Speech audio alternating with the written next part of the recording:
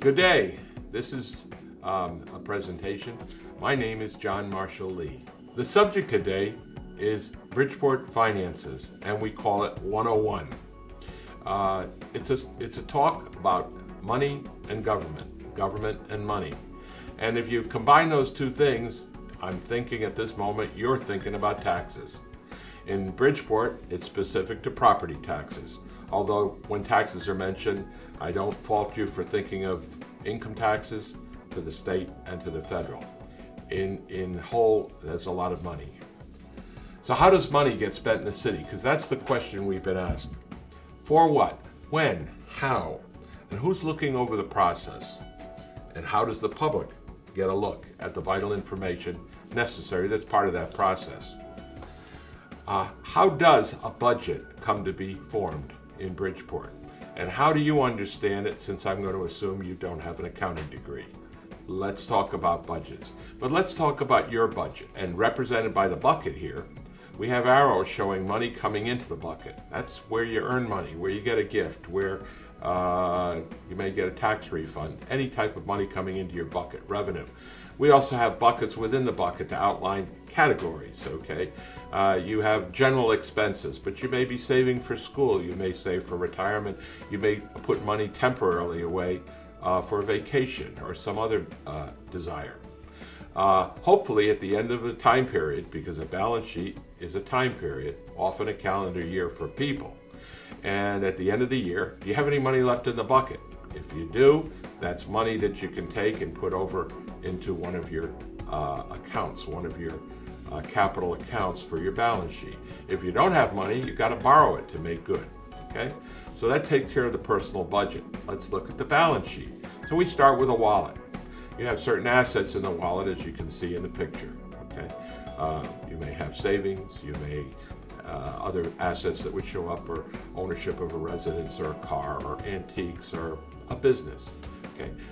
You also have debt. Many people do. Liabilities, obligations, and they may come in the heading of education, debt, paying back school. They may be debt for credit cards, debt for mortgages, and maybe you owe money within the family.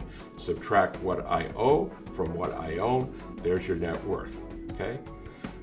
Now the next thing is, if we take that same notion and we transfer it over to the city also has a budget, and that is formed by a budget and appropriations committee and a process from the Office of Policy Management up to from the mayor through the city council.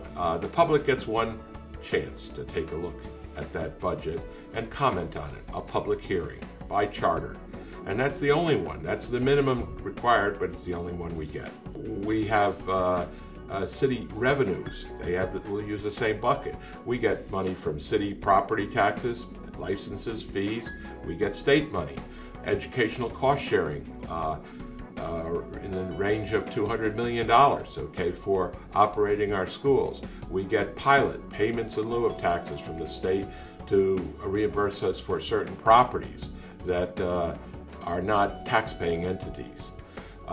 We get revenues from the federal government, and grants from other organizations. All of those are the revenues that fund our budget. The next thing is we take a look at the expenses. And so we have the general operating expenses of the city.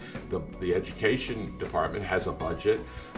We may look at grants budgets. We may look at internal service funds that are used by the city in the amount of $100 million a year. We may look at other specific, like capital budget, which is approved at a different time from the operating budget.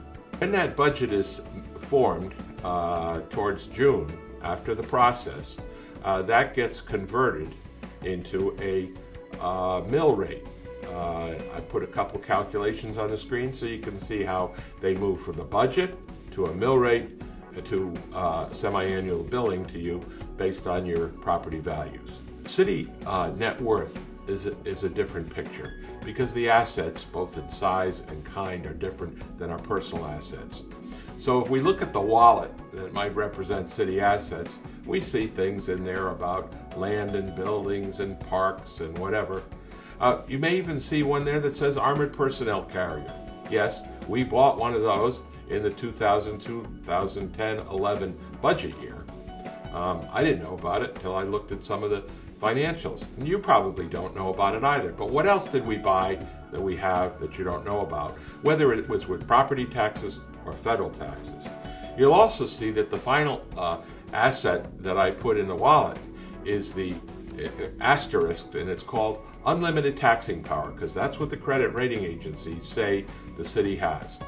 And that means that the credit rating agencies say that we are in place to be taxed for whatever is necessary. That keeps our A rating much lower than the AAA of neighboring communities. When it comes to liabilities of the city, they look similar. You have obligations in terms of bonds, including pension obligation bonds, which were special and represent a significant payment each year by the city.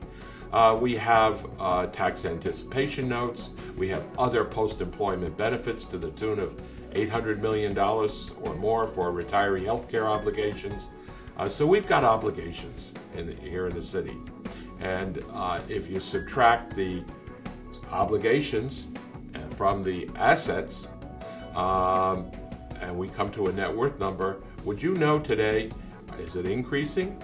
Is it decreasing? Is it stable or stagnant? What's the story? Bridgeport should know. I'd like to look at watchdogs, okay?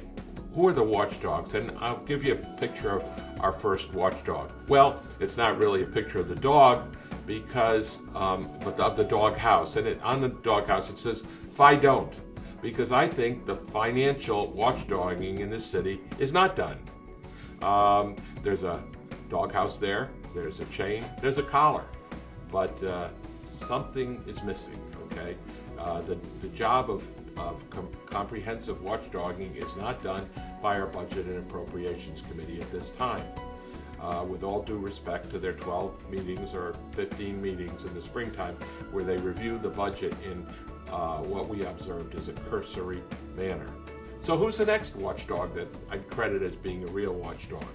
That watchdog is our external auditor, a public accounting firm that comes in and is paid $300,000 by the city to prepare the comprehensive annual financial review. Each year, about 6 months after the fiscal year, so by the end of December, they're preparing a report that shows us, and it shows us what happened in the previous year. It's posted on the city website, but there's precious little discussion. There's no public hearing on that matter. The footnotes are great, and you ought to take a look at that report.